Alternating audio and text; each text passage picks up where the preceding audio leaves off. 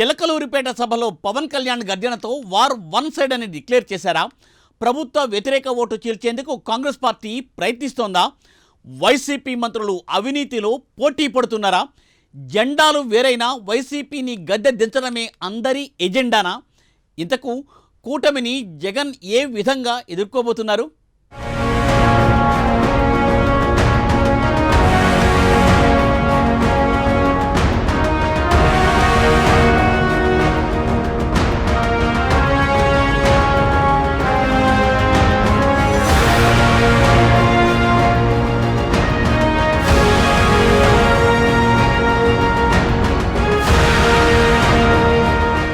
ఏపీలో రాజకీయం ఒక్కసారిగా మారిపోయింది. తాజాగా చిలకలూరిపేట సమీపంలో బొప్పూడిలో టీడీపీ, బీజేపీ, జనసేన ఆధ్వర్యంలో ప్రజాగళం సభ జరిగింది.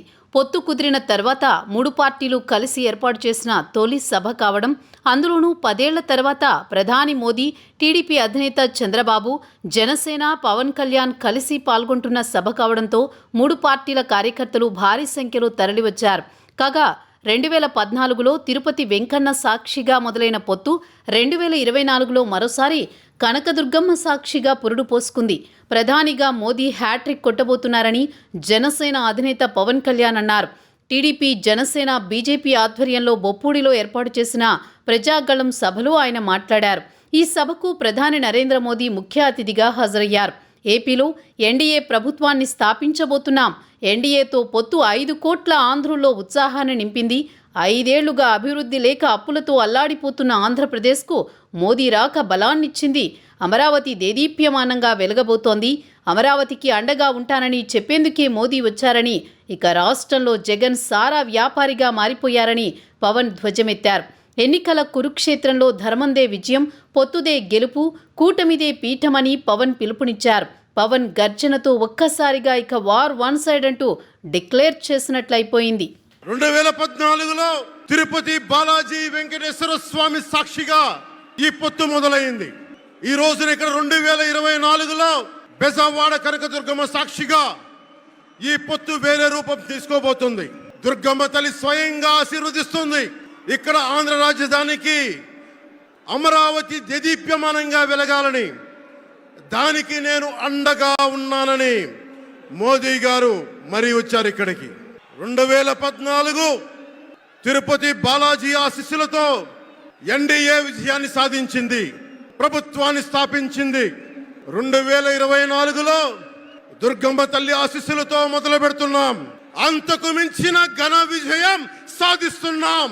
ఎన్డీఏ ప్రభుత్వాన్ని స్థాపిస్తున్నాం. బిడ్డలకి అండగా ఉండే దుర్గమ్మ తల్లి అయ్య కంటే ఒక ముద్ద ఎక్కువే పడద్ది. అలాంటి తల్లి ఆశీస్సులతోటి మన ప్రభుత్వాన్ని స్థాపించే దిశగా వెళ్తున్నాం.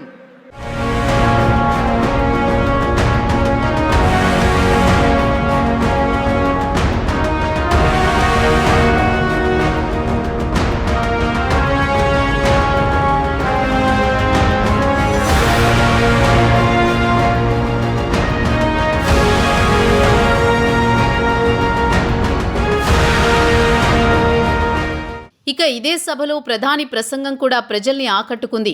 ఏపీలో జగన్ సర్కారుపై ప్రధానమంత్రి తీవ్రస్థాయిలో విమర్శలు గుప్పించారు.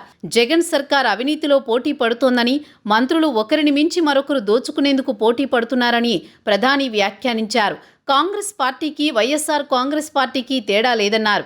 అక్కడ వారే ఇక్కడ ఉన్నారని, ఇక్కడి వారే అక్కడ నడిపిస్తున్నారని పరోక్షంగా వైఎస్ షర్మిల, వైఎస్ జగన్లను ఉద్దేశించి వ్యాఖ్యానించారు.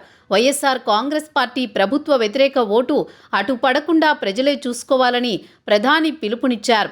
ఇక ఈ ఎన్నికల్లో విజయం సాధించి ముచ్చటగా మూడోసారి కేంద్రంలో ఎన్డీఏ ప్రభుత్వం అధికారంలోకి వస్తుందని మోదీ ధీమా వ్యక్తం చేశారు. ఈ లోక్సభ ఎన్నికల్లో 400 దాటాలి, ఎన్డీఏకు ఓటు వేయాలి అని ప్రధాని మోదీ తెలుగులో ప్రసంగించారు. మనం నెగ్గితేనే వికసిత భారత్తో పాటు వికసిత ఆంధ్రప్రదేశ్ సాధ్యమవుతుందని ప్రధాని మోదీ అన్నారు.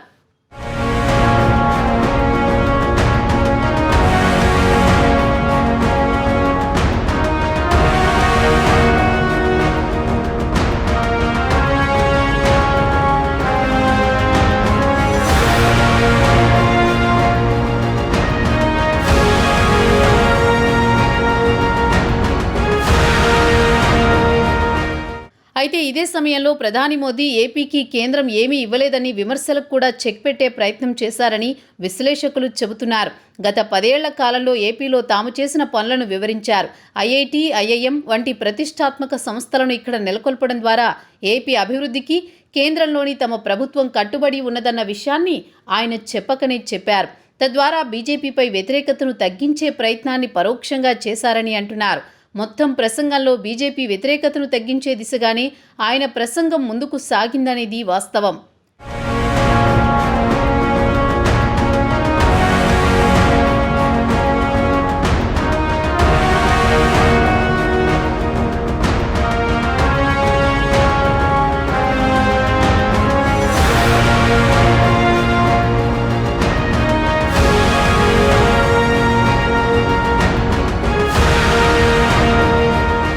తాజా పరిణామాల్లో టీడీపీ, జనసేనతో బీజేపీ కూడా జట్టు కట్టింది.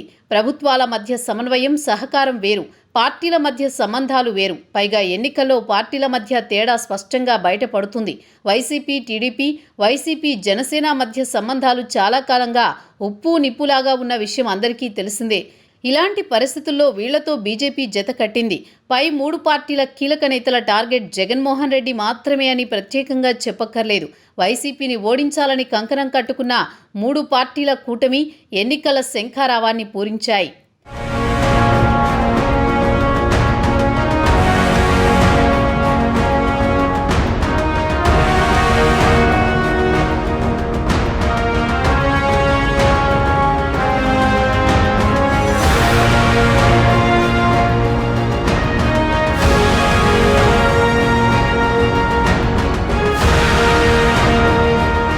తాజాగా కేంద్ర ఎన్నికల సంఘం సార్వత్రిక ఎన్నికలతో పాటు 4 రాష్ట్రాల అసెంబ్లీ ఎన్నికలకు కూడా మార్చి 16 స్కెడ్యూల్ విడుదల చేసింది.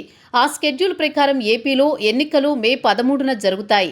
ఎన్నికల సంఘం స్కెడ్యూల్ విడుదల చేసిన క్షణం నుంచి కూటమి శ్రేణుల్లో ఆనందోత్సాహాలు వెల్లువెత్తుతున్నాయి. అయితే ఇప్పటి నుంచే లెక్కలేసుకుంటే పోలింగ్ తేదీకి సుమారు 2 నెలల గడువు ఉంది. ఇప్పటికే మార్పులు, చేర్పులు అంటూ జగన్ తమ అభ్యర్థులను ఎప్పటినుంచో ప్రకటిస్తూ వచ్చారు. దీంతో ఎన్నికల నాటికి అభ్యర్థులకు ఖర్చు తడిసి మోపెడు కానుందని పరిశీలకులు అంటున్నారు. టికెట్ దక్కిన వారు ఇప్పటికే ఎన్నికల ప్రచారాన్ని ప్రారంభించారు. ఈ క్రమంలో డబ్బును ఖర్చు చేయాల్సి వస్తుంది. మరోవైపు ఎన్నికల స్కెడ్యూల్ ప్రకటించిన వెంటనే కోడ్ అమల్లోకి వచ్చింది. అంటే జగన్ ప్రభుత్వం ఇక ఆపద్ధర్మ ప్రభుత్వమేనని, ఈ పరిణామం వైసీపీకి, జగన్కు, ఆయన పార్టీ అభ్యర్థులకు ఇబ్బందికరమని అన్ని రాజకీయ వర్గాలు చెబుతున్నాయి.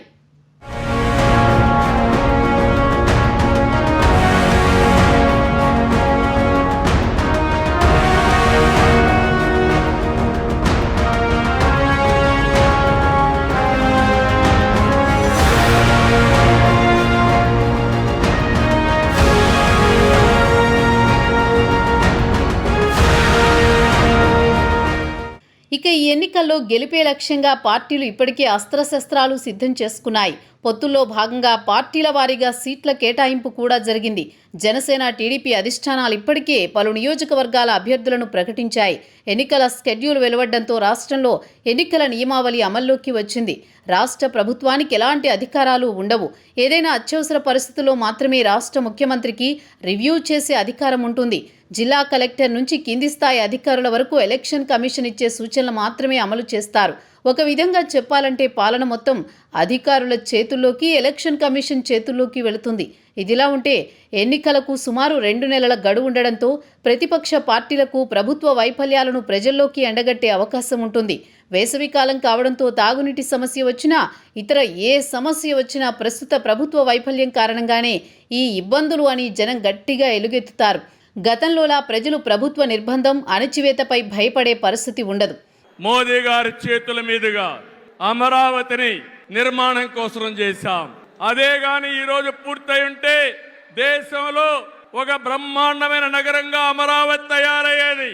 3 ముక్కలాటతో అమరావతిని నాశనం చేసి భ్రష్టు పట్టించిన వ్యక్తి ఈ జగన్మోహన్ రెడ్డి.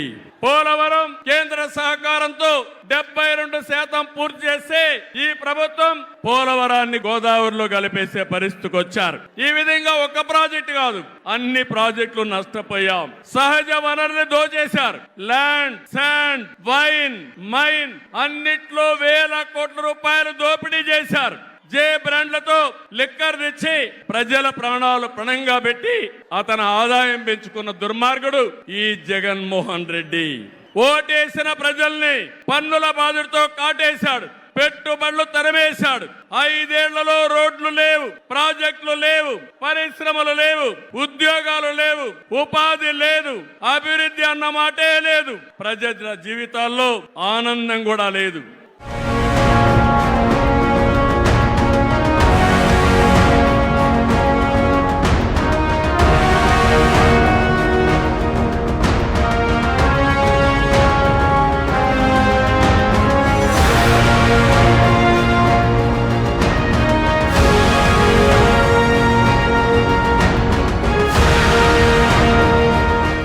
బీజేపీ, జనసేన, టీడీపీ పార్టీలు కూటమిగా ఎన్నికలకు వెళుతున్నాయి కనుక 3 పార్టీలోని కార్యకర్తల మధ్య సమన్వయం, సయోధ్య ఏర్పడడానికి చిన్న చిన్న పొరపచ్చాలు, అసంతృప్తులు ఉంటే వాటిని పరిష్కరించుకుని ముందుకు సాగడానికి అవసరమైన సమయం ఉంది.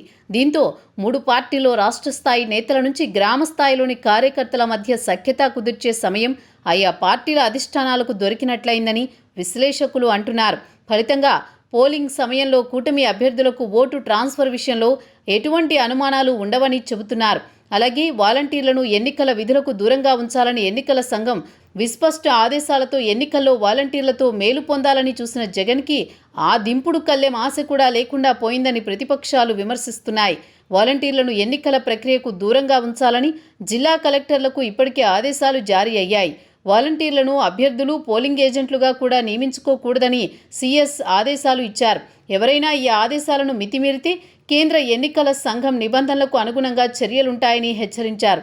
మొత్తానికి కేంద్ర ఎన్నికల సంఘం ఎన్నికల స్కెడ్యూల్ విడుదలకు ఏపీలో ఎన్నికల తేదీకి సుమారు 2 నెలల గడువు ఉండడంతో వైసీపీలో ఓటమి భయం, జనసేన, బీజేపీ, టీడీపీ కూటమిలో విజయోత్సాహం కనిపిస్తున్నాయని పరిశీలకులు విశ్లేషిస్తున్నారు.